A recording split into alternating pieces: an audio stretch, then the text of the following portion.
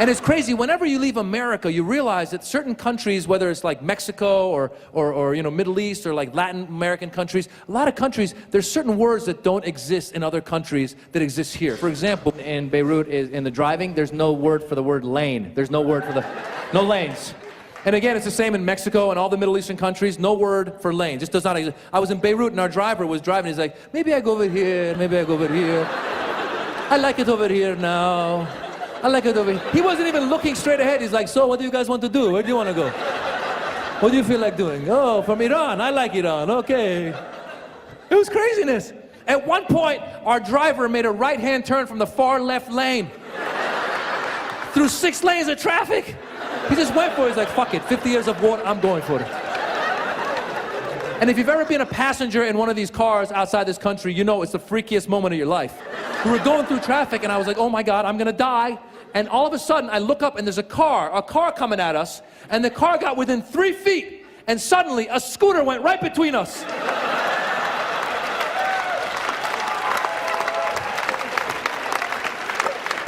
With 5 people on it.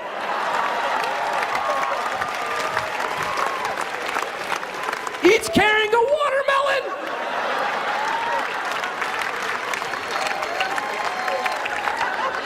The driving is crazy. Like in Iran, a friend of mine one time asked, hey Maz, back in the old country, when you guys went to work, did you have camel traffic jams? Did you have camel traffic jams? I was like, dude, no, we drive cars just like in America. So the only difference is, it's just a little crazier. Like I said, it's more crowded, you know, and as you drive, like people are crossing the freeway, like your grandmother's crossing the freeway with like a pet rooster. It's like, I said, it's more like a video game. It's like a video game, basically. There should be a video game called, you know, Middle East driving game. You know what I'm saying? Welcome to Tehran. Good luck, you know, shit.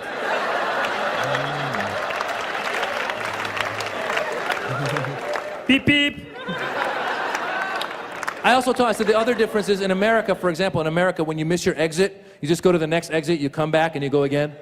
But in Iran, when the guy misses the exit, he just puts it in reverse, right on the freeway. Which is the scariest moment of your life.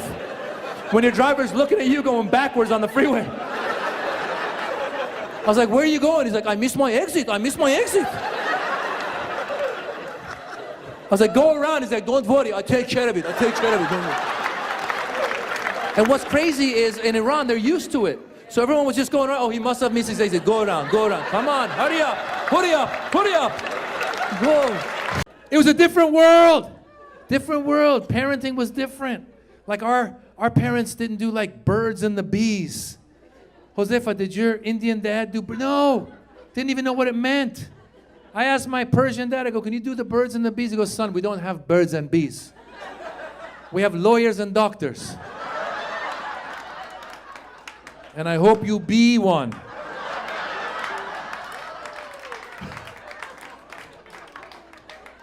You know how I learned about the birds and the bees? This is how I learned. When I was in the 7th grade, my friend David was walking home one day from school. He found 3 grocery bags filled with Playboys, just outside by the garbage. That's how they used to do it back in the day. Then the guy was done, he would pay it forward. Yeah, he was done with his Playboys, he'd leave it outside. He's like, some pervert will find this and make use of it. David came up to me and goes, listen, I got 3 bags of Playboys. You want one? I go, of course I want a bag of Playboys. I took it home. I taught myself the birds and the bees. I was very good at it. Thank you very much. Thank you. But then also having the immigrant entrepreneurial mentality, 6 months later, I took the bag to school and sold it to all the other boys. Made a profit, bought my first house. Thank you very much. Nobody did birds and the bees. Now we got to do birds and bees. I stumbled into the birds and the bees. Who's got young kids here? Who's got young kids? Anybody? There you go. How old are your kids? 12 and 18. There you go. How old are your kids? 17. Did either of you do birds and bees with your kid, the sex talk? Did you do it? You did, right? And you kind of did, right? You were like, here, let me get you started. Right? You're like, here's a man, here's a woman, and here's a magazine. Go figure it out. No, it's, listen, I didn't even mean to.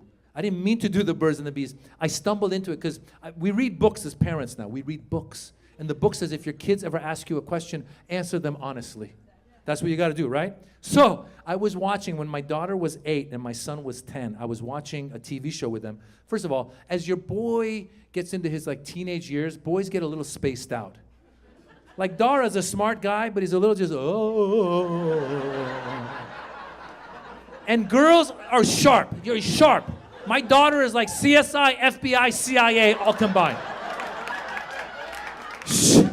She is paying attention. Guys, we were watching the TV show Blackish. Great show, right? Blackish. First episode of the whole show. I didn't know this was gonna happen. I'm watching with the kids. First scene of the whole show. The father walks in to his high school son's room. He opens the door, and the high school son is about to masturbate. Like he's about to pull his underwear down. The dad opens the door. He sees it. He goes, oh, and he walks out. And the son goes, oh, and he jumps on the bed. My son doesn't even notice. My son, he's just, oh.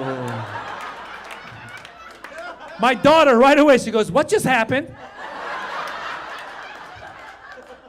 I go, what just happened? Like, what just happened, like, on TV or in the world? In the world? She goes, no, what just happened on TV? And the whole time, I'm like, be honest, be honest, be honest, be honest. I go, okay, baby, this is what happened. This is what happened. I go, okay. What happened was, the kid is in high school, and the father walked in the room, and he was in his underwear, and it was embarrassing, so the father walked out. And she goes, oh, okay. I go, thank God I just dodged the bullet.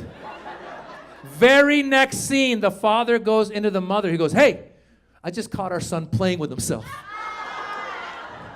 Again, my son just, oh. My daughter, she goes, what does that mean? I go, what does that mean? She goes, yeah, what does that mean? I go, what is that? What is that? Okay, be honest, be honest, be honest, be honest. Okay, what that means? I go, okay, playing with it. What that means, playing with it. What that means, playing with yourself. What that means is once in a while, when boys are in high school, they just squeeze their pee-pee, just a little squeeze, just a poo-poo-poo-poo, just a poo-poo-poo-poo, just a little poo-poo-poo-poo, poo-poo-poo-poo. She looked at me like, what the fuck? I go, no, it's just a little, just a poo-poo-poo-poo, just a little poo-poo-poo, just a poo-poo-poo. And then she goes, did you do it? I go, listen, we don't have birds and bees. We have lawyers and doctors. Stop asking questions. People don't know the difference between, like, if people come up to me, they're like, hey, Mas, how's the Arab cause? How's the Arab cause? I'm like, well, I think it's going all right. But I don't know, because Iranians, we're not actually Arabs. We're not actually, I mean, we're the same in that we're all getting shot at. We're all getting shot at. But ethnically, we're different. Like Arabs ethnically are actually Semitic. Iranians are actually Aryan, the word Iran. Not Aryan like Sikhail, but like original Aryans. The word Iran comes from, Iran comes from Aryan. So like people, that's where we're originally ethnically. So people go, well, how can I tell the difference? And I say it's in the accent. The accents are different. Like Iranians, when Iranians talk, they talk very slowly. They talk like this. How are you? Everything good? I am good. Very good. Fantastic. We talk like that very slowly. Every word we drag out. I swear, like, I live in California. California, how are you? Take it easy, relax. We talk like maybe we just shot some heroin, we're falling asleep. How are you? I am good, I am tired. Would you like some tea? I have tea, let's take it easy together. And Arab talk fast. Arab talk like ahlan wasala nabi, ahlan wasala, yalla yalla shawarma, ahlan wasala, ahlan. Arab talk like they just cocaine, they're talking to you. How are you? Ahlan wasala, ahlan. Ahlan wa sahlan habibi, ahlan wa sahlan. Yalla yalla kayfa halak, ahlan ahlan. And Iranians, we don't even say we're Iranian. Iranians, we say we're Persian, right? Because it sounds nicer and friendlier, and some people don't even know what it means. Like at the airport, they're like, oh, you're Parisian, you're French, come on through, come on through. Sorry about the freedom fries thing, sorry about that. And we smile. When we say we're Persian, we smile, like, let's get along. Like, it's always the guy who's like, no, I'm not Iranian. No, I'm not, No, what am I? Me, what am I? Me, I am Persian. I am Persian. Like the cat, meow. I am the cat, meow. You can pet me. Here, kitty, kitty, kitty, kitty. Let's get along. I am Persian like the rug, hello. I'm soft and colorful and hand-woven, come on. And 50% off, I'm 50% off. My Arab friends is funny because my Arab friends, they don't have an accent at all, some of them, but when they say that word Arab, that's their word. Arab is their word. They love that word. I was talking to an Arab friend of mine. I was like, what's your ethnic background again? What are you? He goes, me? What am I? Me? What am I? Me? I'm Arab! I was like, what the hell? Calm down, I'm Persian. Meow, relax. Take it easy. I love soccer. I watch it all the time. I watch it now all the time. And a lot of my American friends, they complain. They say that they don't like to watch soccer because it's too low scoring. It's too low scoring. This is what I tell them. You got to watch the game from the beginning.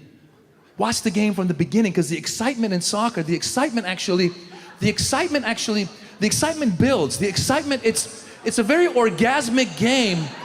If you watch soccer from the beginning, from the oh my God, that was close, that was close, that was close, that was close. Hold it in, hold it in, hold it in, hold it in, hold it in, hold it in, hold it in, hold it in, hold it in, hold it in, hold it in, hold it in. And you go back, off the post, oh my God, dead rabbits, dead rabbits, dead rabbits, dead rabbits, dead rabbits, dead rabbits.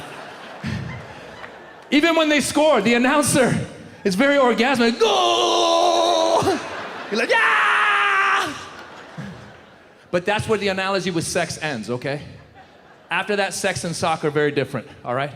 Because in soccer, you actually want to outscore your opponent. In sex, you do not want to outscore your opponent. You don't want to, after sex, turn to your wife and be like, hey, how many times you climax? 0, 3, loser. It's not a good way to play, guys. All I'm saying, if that's how you play, you won't be going to the next round. That's all I'm saying, Manuel. She's going to look for someone with better ball control. That's all I'm saying. A German might show up at your house. That's all I'm saying. You might open the door. I believe I'm here to have sex with your wife. I believe you're right. I believe. Oh my God.